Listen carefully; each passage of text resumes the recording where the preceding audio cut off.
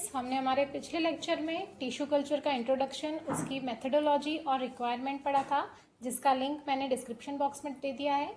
और आज हम पढ़ेंगे एप्लीकेशन ऑफ टिश्यू कल्चर।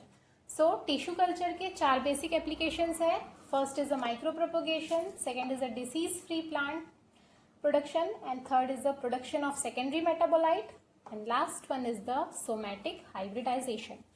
अब हम स्टेप बाय स्टेप एप्लीकेशन को डिटेल में पढ़ेंगे। तो हमारा सबसे पहला एप्लीकेशन है माइक्रो प्रोपोगेशन। माइक्रो प्रोपोगेशन का मतलब होता है जब हम किसी प्लांट से उसका टिश्यू निकालते हैं और वो टिश्यू अपाइकल मेरिस्टेम का होता है,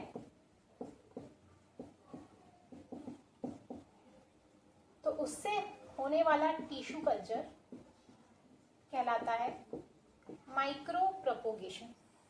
सो ऐसा प्लांट जिसका हम टिश्यू या सेल ले रहे हैं वो अपाइकल मेरिस्टेम से निकाला हुआ हो, और उससे जो हम टिश्यू कल्चर करेंगे, उससे जो प्लांट डेवलप होंगे, उसे बोला जाता है माइक्रो प्रोपोग्यूल, और इस प्रोसेस को कहा जाता है माइक्रो प्रोपोगेशन। सो मैं फिर से रिपीट कर देती हूँ। जब हम किसी प्लांट का मटेरियल उसके अपाइकल मेरिस्टेम से लेते हैं और उससे जो टिश्यू कल्चर की टेक्निक करते हैं और जो प्लांट प्रोड्यूस होते हैं, उसे माइक्रो प्रोपोग्यूल कहा जाता है, और उस पूरी प्रोसेस को कहा जाता है माइक्रो प्रोपोगेशन। माइक्रो प्रोपोगेशन के बहुत सारे एडवांटेजेस हैं। इसका सबसे पहला एडवांटेज है आइडेंटिकल प्लांट का प्रोडक्शन। माइक्रो प्रोपोगेशन के थ्रू जो भी हम प्लांट बनाएंगे वो जेनेटिकली आइडेंटिकल होंगे। इसके अलावा हम माइक्रो प्रोपोगेशन के थ्रू बहुत ही शॉर्ट टाइम में प्लांट का प्रोडक्शन कर सकते हैं, और माइक्रो प्रोपोगेशन के थ्रू प्रोड्यूस होने वाले प्लांट्स सीजन इंडिपेंडेंट हो जाते हैं। सो माइक्रो प्रोपोगेशन एक ऐसी टेक्निक है जिसका यूज हम टिश्यू कल्चर में करते हैं जेनेटिकल आइडेंटिकल प्लांट डेवलप करने के लिए। ऐसे प्लांट को हम शॉर्ट टाइम पीरियड में डेवलप कर सकते हैं, और ऐसे प्लांट्स को हम सीजन इंडिपेंडेंट भी बना सकते हैं। इसके कुछ एग्जाम्पल है। इसका फर्स्ट एग्जाम्पल है पोटैटो का प्रोडक्शन, और दूसरा एग्जाम्पल है बनाना। पोटैटो और बनाना को कमर्शियली माइक्रो प्रोपोगेशन टेक्निक के थ्रू प्रोड्यूस किया गया, जो काफी सक्सेसफुल रहा।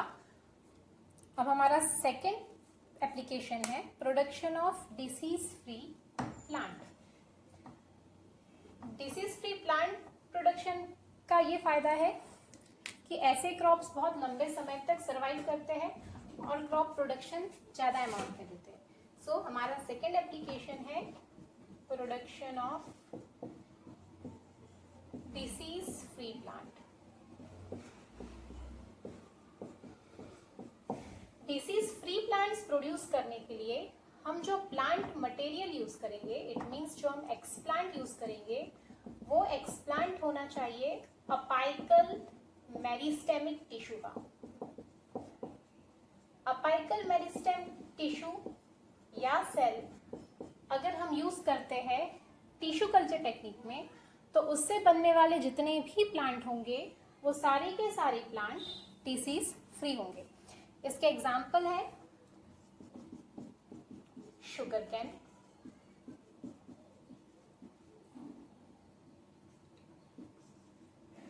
Potato, etcetera.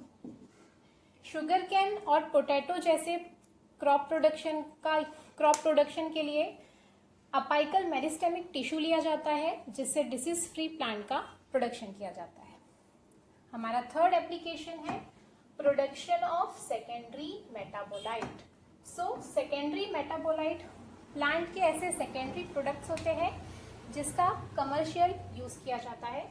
So the third application is production of secondary metabolites.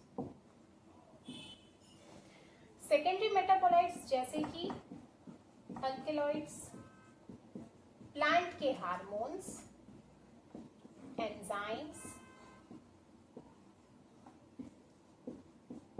Anti tumour agent. In secondary metabolites का यूज मेडिसिनल प्रॉपर्टी के लिए और इसके अलावा भी दूसरे कमर्शियल यूज किए जाते हैं। तो पहले हम देखेंगे कुछ एग्जांपल्स ऐसे प्लांट्स और उनके प्रोडक्ट्स जिनका यूज किया जाता है कमर्शियली।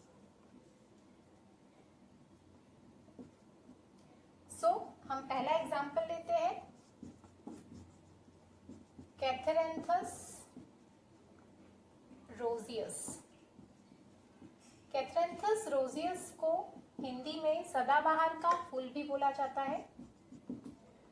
इसके बाय प्रोडक्ट होते हैं, इसका सेकेंडरी मेटाबोलाइट यूज किया जाता है। इसके प्रोडक्ट क्या है? विनक्रिस्टीन और विनब्लास्टीन। कैथरैंथस रोजियस, जिसे हम पेरिविंकल भी कहते हैं और हिंदी में सदाबहार के फूल का झाड़, इसके जो प्रोडक्ट होते हैं विनक्रिस्टीन और विनब्लास्टीन, ये मेडिसिनल प्रॉपर्टी रखते हैं। इसको एंटी ट्यूमर एजेंट के तौर पर भी यूज किया जाता है। हम एक और एग्जांपल ले लेते हैं। यहाँ पर हम यहाँ दूसरा एग्जांपल ले रहे हैं मेंथा पिपरेटा। मेंथा पिपरेटा से जो प्रोडक्ट बनता है वो होता है मेंथॉल। मेंथा पिपरेटा, जिसे हिंदी में कहा जाता है पुदीने का प्लांट। पुदीने के प्लांट की बहुत सारी मेडिसिनल यूज होता है, मेडिसिनल प्रॉपर्टीज होती है। ये हमारे डाइजेस्टिव सिस्टम को भी सुधारने में हेल्प करता है। मेंथॉल का यूज माउथ फ्रेशनर के तौर पर और टूथपेस्ट में भी किया जाता है। ये सारे सेकेंडरी मेटाबोलाइट्स को टिश्यू कल्चर टेक्निक के थ्रू भी प्रोड्यूस किया जाता है। अगर हमें सेकेंडरी मेटाबोलाइट्स का यूज करना है तो हम ऐसे प्लांट को भी टिश्यू कल्चर टेक्निक से डेवलप कर सकते हैं। अब हमारा सबसे लास्ट एप्लीकेशन है somatic hybridization. Somatic hybridization technique से हम दो अलग अलग प्लांट के कैरेक्टर को एक प्लांट में ला सकते हैं। तो इसके पहले हमें सबसे पहले ये देखना पड़ेगा कि सोमेटिक हाइब्रिडाइजेशन प्रोसेस कैसे फॉलो होती है। हाइब्रिडाइजेशन से पहले हमको ये पता करना है कि प्रोटोप्लाज्म क्या होता है। What is protoplasm? Protoplasm means cell का साइटोप्लाज्म और उसका न्यूक्लियस। सेल के साइटोप्लाज्म और न्यूक्लियस को मिलाकर कहा जाता है प्रोटोप्लाज्म। सोमेटिक हाइब्रिडाइजेशन की प्रोसेस में प्रोटोप्लाज्म का फ्यूजन करके हम एक नया प्लांट डेवलप कर सकते हैं। तो इसके लिए हम एक एग्जांपल लेंगे। तो सबसे पहले हमें किसी भी प्लांट का सेल लेना है। तो क्योंकि ये प्लांट सेल है इसीलिए वहां पर सेल वॉल भी होगा। सबसे पहले हमें इस सेल वॉल को रप्चर करना है। इस सेल वॉल को हम रप्चर करेंगे with the help of cellulase and pectinase। और ये सेल वॉल रप्चर हो जाएगा और उसके बाद जो सेल में कंपोनेंट बचेंगे वो होगा उसका साइटोप्लाज्म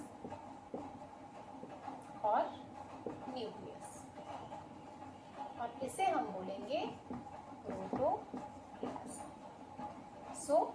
सोमेटिक हाइब्रिडाइजेशन में हम इसी प्रकार के अलग अलग प्लांट के प्रोटोप्लाज्म को फ्यूज करके नया प्लांट डेवलप कर सकते हैं। अब हम इसका एक एग्जांपल लेते हैं, पोटैटो और टोमेटो का प्रोटोप्लाज्म। अब हम लेंगे पोटैटो का प्रोटोप्लाज्म और दूसरा हम लेंगे टोमेटो का प्रोटोप्लाज्म, और इन दोनों को फ्यूज कर जो प्रोडक्शन होगा वो कहलाएगा टोमेटो, जिसमें कुछ कैरेक्टर होंगे पोटैटो के और कुछ कैरेक्टर होंगे टोमेटो के। ये कहलाएगा पोमैटो। तो पोटैटो और टोमेटो के प्रोटोप्लाज्म को हम एक केमिकल के थ्रू फ्यूज करेंगे और उस केमिकल का नाम है पॉलीइथिलीन पॉलीइथिलीन ग्लाइकॉल के थ्रू हम पोटैटो और टोमेटो के प्लांट को फ्यूज करके बनाएंगे पोमैटो। और इस पोमैटो में पोटैटो की भी कैरेक्टरिस्टिक है और टोमेटो की भी कैरेक्टरिस्टिक है। सो ये एग्जाम्पल है हाइब्रिडाइजेशन का। इस टोमेटो में पोटैटो का भी प्रोडक्शन होगा और साथ साथ में टोमेटो का भी प्रोडक्शन होगा। सो ये थे हमारे एप्लीकेशंस ऑफ टिश्यू कल्चर। ये हमारे 4 बेसिक एप्लीकेशंस थे, जिसमें हमने पहला देखा माइक्रो प्रोपोगेशन टेक्निक, सेकंड हमने देखा कैसे हम डिसीज फ्री प्लांट का प्रोडक्शन कर सकते हैं, फिर हमने देखा कैसे हम सेकेंडरी मेटाबोलाइट्स का प्रोडक्शन कर सकते हैं, और सबसे लास्ट में हमने देखा सोमैटिक हाइब्रिडाइजेशन। Thank you.